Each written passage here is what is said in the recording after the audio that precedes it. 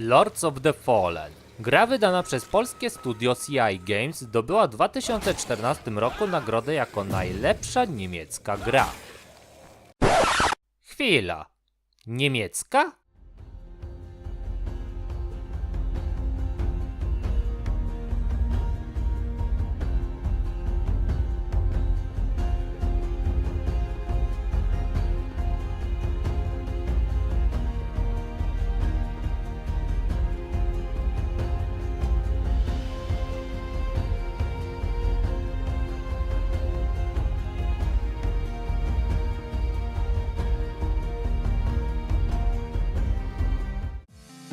Po sukcesach gier takich jak This War of Mine, Dying Light oraz przede wszystkim Wiedźmin 3, które zostały okrzyknięte jako najlepsze polskie gry ostatnich lat, zacząłem się zastanawiać, co dokładnie decyduje o tym, że to jest właśnie polska gra.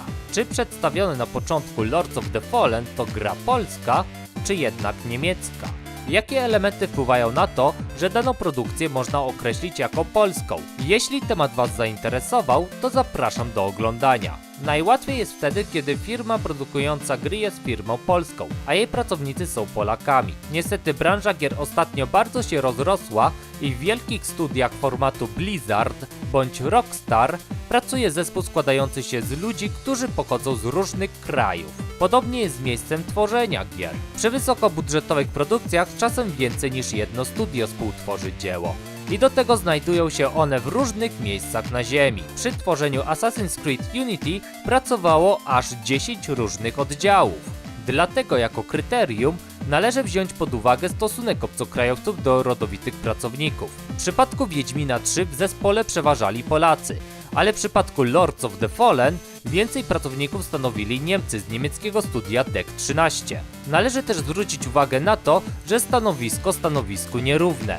I przykładowo, jeśli najważniejsze stanowiska są obsadzane przez Polaków, a w danej firmie pracuje więcej osób pochodzenia zagranicznego, to czy w takim przypadku mamy do czynienia z polską grą? A co jeśli polska firma została zarejestrowana bądź też ma swoją siedzibę w innym kraju? Tego typu przykłady można byłoby mnożyć w nieskończoność. Dlatego weźmy pod uwagę inny element stanowiący o autorstwie gry. Tym elementem może być silnik gry i to, czy został on stworzony przez Polaków. Jeśli weźmiemy ten aspekt pod uwagę, to w rzeczywistości pierwszy Wiedźmin nie jest w 100% polską grą, gdyż do jej stworzenia został wykorzystany silnik Aurora, autorstwa kanadyjskiego studia BioWare. Dopiero od drugiej części CD Projekt Red korzysta z autorskiego silnika Red Engine, ale z kolei przy drugiej części zespół nie był w 100% polski. Dlatego według purystów gry z serii Wiedźmin nie są produkcjami w 100% polskimi. Gry, które przychodzą mi do głowy, a spełniają te poprzednie wymagania i dzięki temu możemy je bez większego problemu nazwać grami polskimi, to Painkiller z 2004 roku, który wykorzystywał autorski silnik Pain Engine od studia People Can Fly, Chrome z 2003 roku i autorski silnik Chrome Engine od studia Techland, czy też Shadow Warrior z 2013 roku stworzony dzięki Roadhog Engine od studia Flying Wild Hog. Jednakże argument dotyczący silników gier jest trochę ułomny, gdyż jakby nie patrzeć, jest to tylko narzędzie do stworzenia dzieła. To tak jakby polski pisarz napisał całą swoją książkę na MacBooku. Czy to znaczy, że książka jest po części amerykańska? A jeszcze lepiej, czy z tego powodu firma Apple ma cząstkowe prawa do książki? Ups! Chyba przypadkiem podsunąłem prawnikom za oceanu szatański plan. Ale wejdźmy głębiej w temat. Może podobnie jak w literaturze, gdzie o przynależności do danego kraju decyduje język, którym dzieło zostało napisane, to powinniśmy zwrócić uwagę na język oprogramowania. No to sprawdźmy.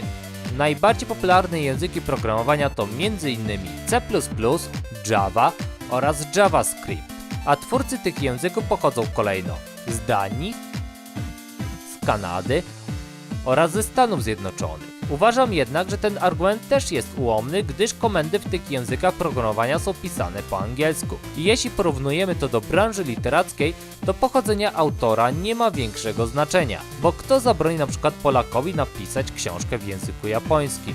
Dlatego te dwa wcześniej wymienione aspekty według mnie nie wpływają na pochodzenie gry. Ale jeśli przyjęlibyśmy te bardzo skrajne wymagania, czyli miejsce powstania, pochodzenie autora oraz język programowania, to jest jedna polska gra, która spełniła je wszystkie. I jest to zarazem pierwsza polska gra w historii, a mianowicie dzieło Witolda Podgórskiego pod tytułem Marienbad z 1962 roku. Gra Marienbad została stworzona na polskim komputerze Odra 1003, napisana w polskim języku oprogramowania Most 1, gdzie autorami tych języków byli Jan Jerzy Szczepkowicz i Stefan Paszkowski. Jeśli nie wiecie co to za gra, to zapraszam do obejrzenia mojego filmiku, gdzie dokładnie ją przedstawiam. Innych polskich gier, które spełniają te rygorystyczne wymagania, niestety nie znalazłem. Jeśli znasz taką produkcję, to podziel się tym w komentarzu. I to właściwie wszystko, co chciałem wam przedstawić. Jak myślicie? Czy Lords of the Fallen to polska czy niemiecka gra? Czy być może pominąłem jakiś ważny element, który ułatwiłby określenie pochodzenia danej gry? Oraz najważniejsze pytanie na koniec tego filmiku. Czy to właściwie ważne, skąd pochodzi dana gra? Czy nie powinniśmy się cieszyć po prostu bardzo dobrymi grami bez patrzenia na to, jakiej narodowości jest dana produkcja? Zwłaszcza, że coraz trudniej jest z jej określeniem. Zachęcam was do podzielenia się z własnymi przemyśleniami na ten temat. A ja się z wami żegnam i widzimy się w następnym materiale. Cześć!